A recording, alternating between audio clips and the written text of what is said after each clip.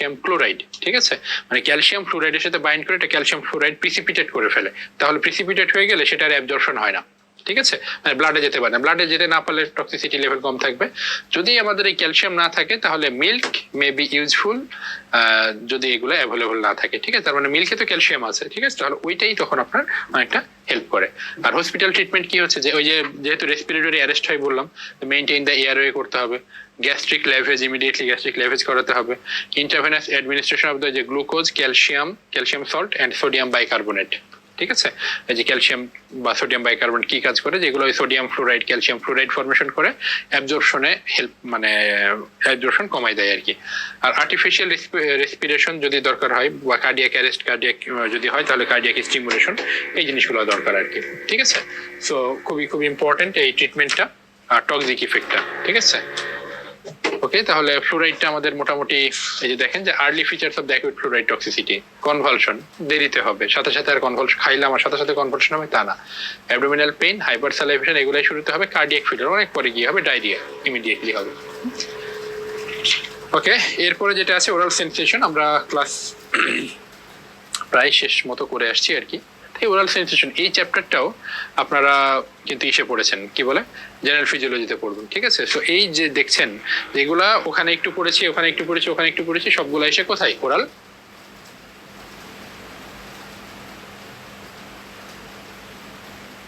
তো ফার্স্টলি যেটা দেখেন যে oral cavity is innervated by the maxillary and mandibular division of the trigeminal nerve, ঠিক আছে, autonomic supply via the facial, glossopharyngeal and vagus nerve, ঠিক আছে। এই কথাটা একটু মনে রাখতে হবে আর কি। এখানে আমরা সবগুলো সেন্সেশন পড়বো না, ইম্পর্টেন্ট কিছু টেম্পারেচার সেন্সেশনের ক্ষেত্রে একটু খেয়াল করে দেখেন যে রিসেপ্টর কি কি আছে এখানে, bare and free nerve ending, একটু শিটে মার্ক করে নিন আপনারা, ঠিক আছে। সেন্সরি ফাইবার কি, A delta and C fibers, ঠিক আছে, আর অত বেশি দরকার নাই আমাদের। প্রেশার সেন্সেশনের ক্ষেত্রে একটু খেয়াল করে দেখেন যে periodontal ligament act as a pressure receptor, আর হচ্ছে the nerve fibre are classified as A beta, তাহলে প্রেশার সেন্সেশন নেওয়ার জন্য কোনটা দরকার হয় আপনার, এ বিটা, আর যেটা হচ্ছে আপনার রিসেপ্টরটা হচ্ছে end organ of the Ruffini type, এই দুইটা কথা এখান থেকে বেশি ইম্পর্টেন্ট আর কি। প্রোপ্রিওসেপশন মানে জিনিসটা হচ্ছে যে কোনো কিছুর অনুভূতি বোঝা, যে আমার মুখের ভিতরে কিছু একটা আছে, কিন্তু কি জিনিস এটা না, এটা আপনার কি করবে না, আইডেন্টিফাই করবে না। তো এখানে কি কি যে muscles of the tongue, muscles of the mastication, temporomandibular joint, এগুলো হচ্ছে প্রোপ্রিওসেপটিভ ইম্পালসটা অ্যারাইজ করে আর কি।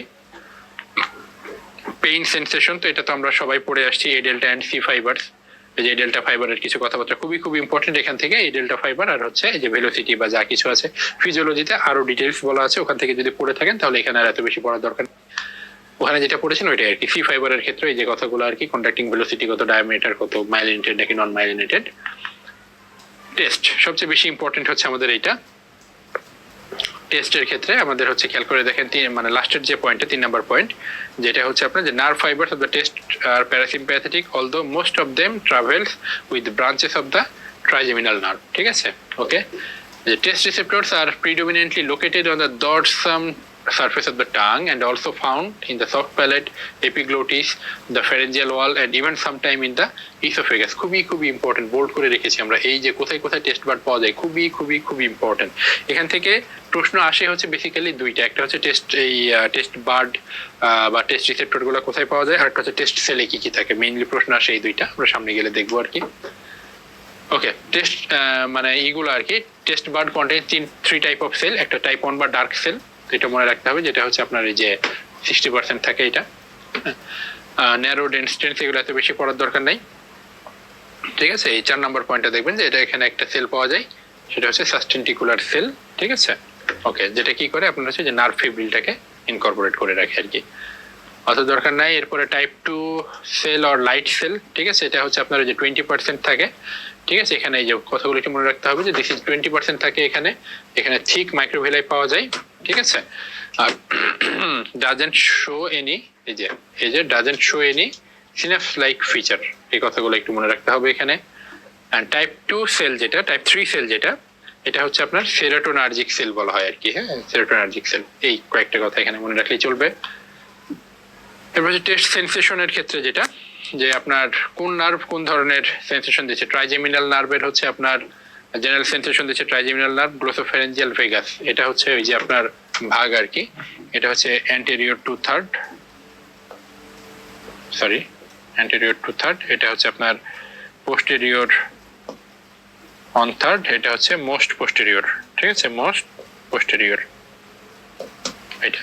তাহলে জেনারেল সেন্ট্রাল দিচ্ছে এই তিনটা নার্ভ, টেস্ট দিচ্ছে হচ্ছে আপনার কর্ডা টিম্পানি, গ্লোসোফেরেঞ্জিয়াল, ভেগাস, ঠিক আছে। এটা আমরা জানি, অ্যানাটমিতে পড়ে আসছি আমরা আর কি।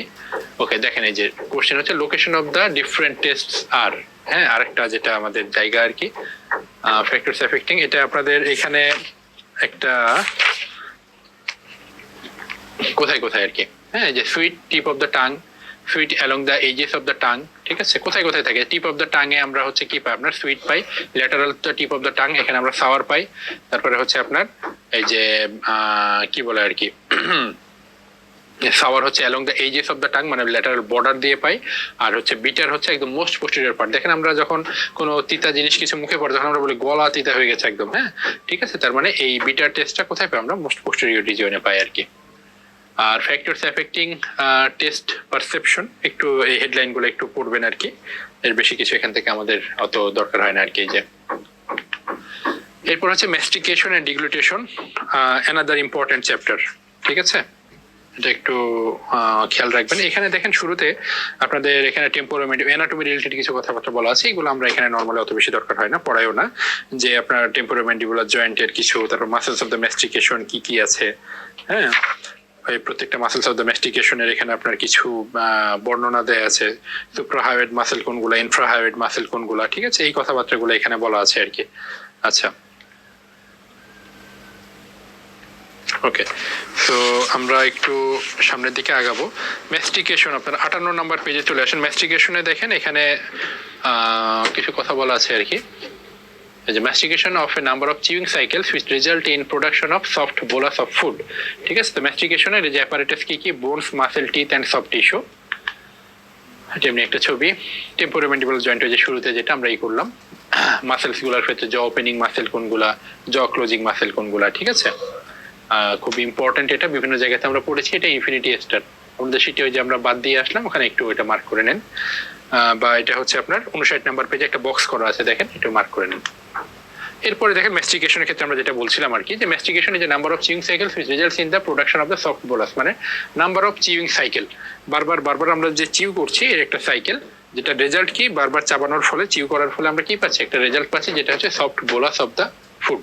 ফুডটাকে আমরা এটা আমরা মানে বারবার বারবার আপনার ম্যাস্টিকেশনের ফলে গ্রাইন্ডিং হচ্ছে, ছোট ছোট পার্টিকেলে ফরমেশন হচ্ছে এবং স্যালাইভার সাথে মিক্সড আপ হয়ে একটা সেমি সলিড মাস বা বোলাস তৈরি করছে, তাই তো।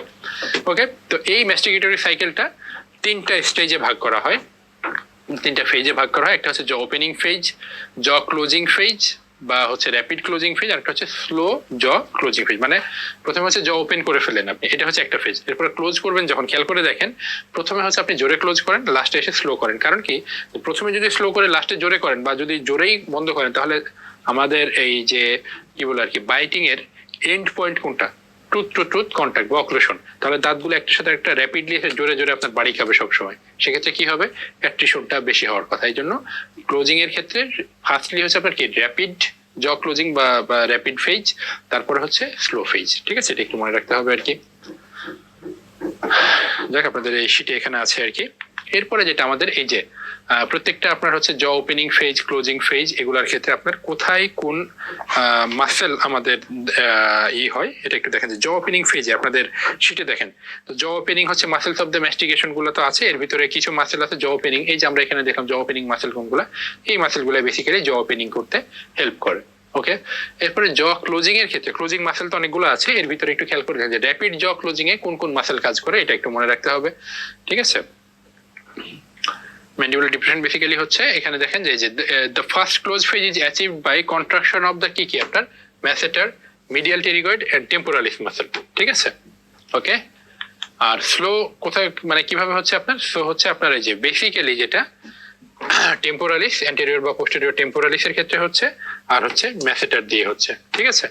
আর ওই যে দা মিডিয়াল টেরিগয়েড, আপার আর lower head of the lateral pterygoid muscle, এটা আপনার মানে কম ইনভলভ হয় এখানে আর কি, ঠিক আছে। তাহলে র্যাপিড ক্লোজিং এর ক্ষেত্রে কোনটা মাসেল কাজ করছে, স্লো ক্লোজিং এর ক্ষেত্রে কোন কোন মাসেল কাজ করছে, এটা আমাদের এখান থেকে বেশি important.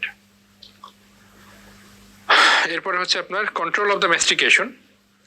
Control of the mastication ক্ষেত্রে খেয়াল করে একটু পড়েন যে আফটার ভলান্টারি ইনিশিয়েশন, মানে যে আমরা মুখটাকে যে হা করছি এটা কিন্তু ভলান্টারি, এরপরে ক্লোজিং হচ্ছে এটা কিন্তু involuntary.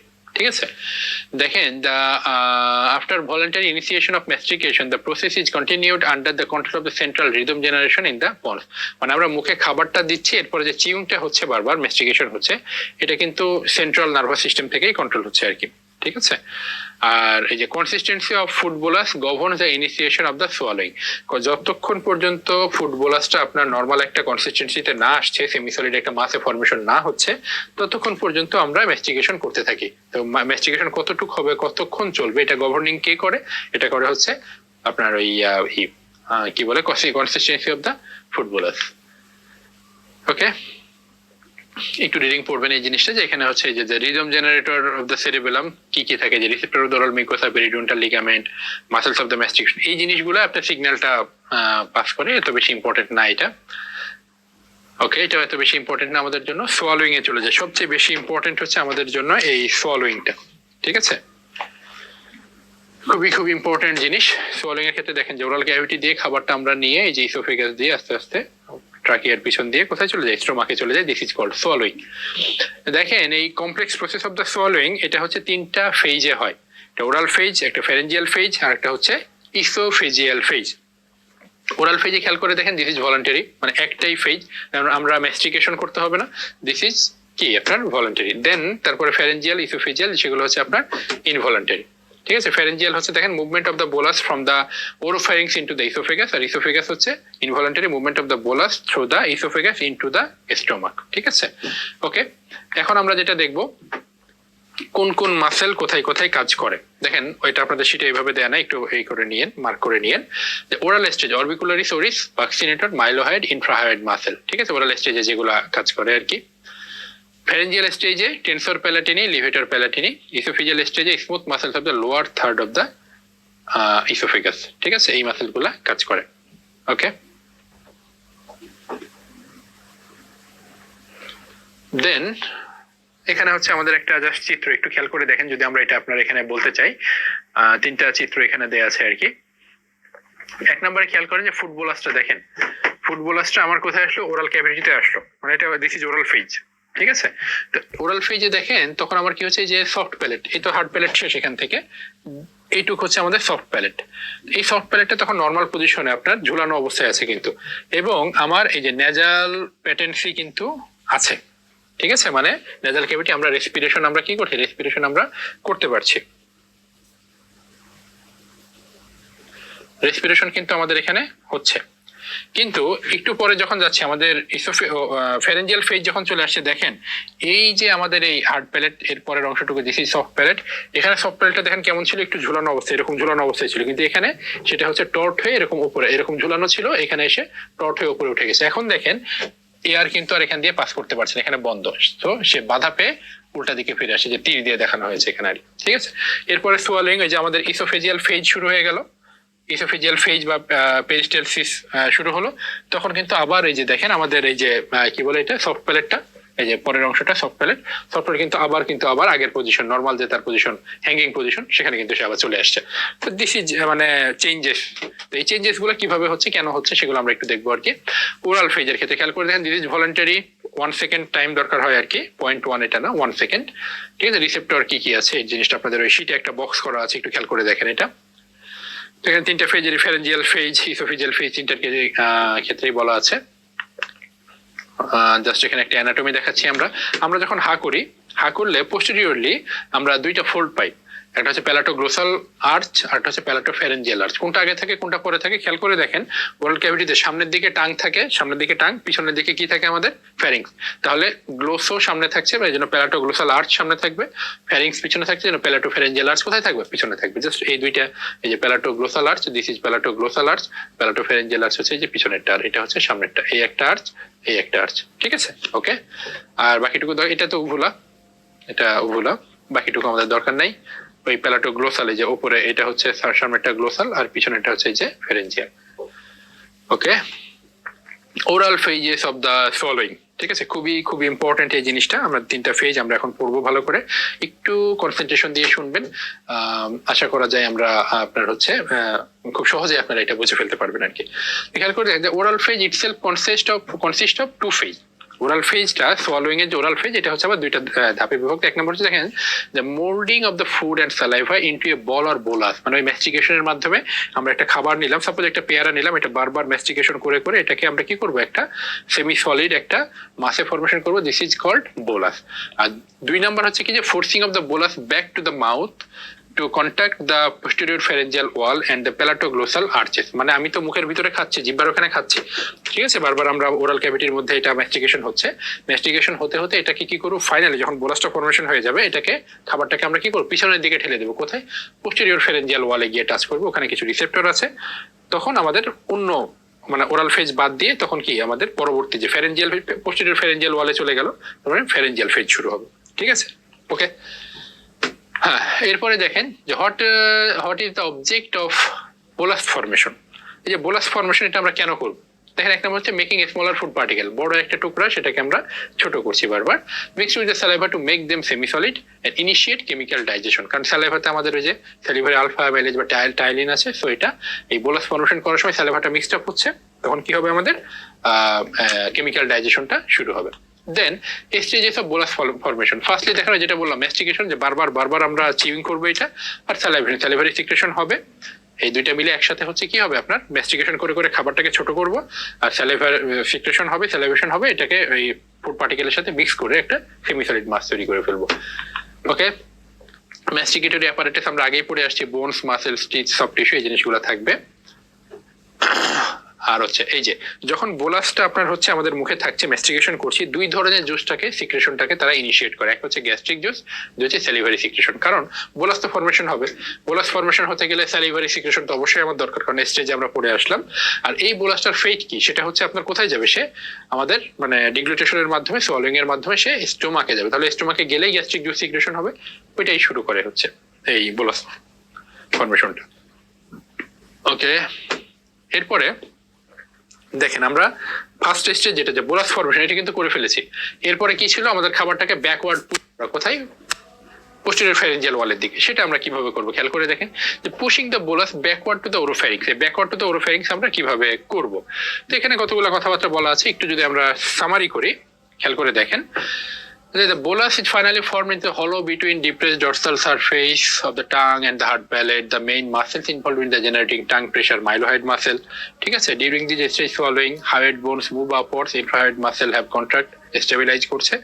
R inflammation of the tongue from any cause may interfere with this phase, swallowing difficulty, হচ্ছে oral dysphagia। ঠিক আছে, এই যে কথাবার্তাগুলো বলতে একটু খেয়াল করে দেখেন। এরপরে কি আছে, আচ্ছা, তো এই pushing the bolus backward to the oropharynx, তাহলে এই ব্যাকওয়ার্ড টু দ্য ওরোফ্যারিংস যখন আমরা নিব, তখন কি হচ্ছে যে আমাদের খাবারটা কোথায় আছে, জিহ্বার উপরে আছে, তাই না?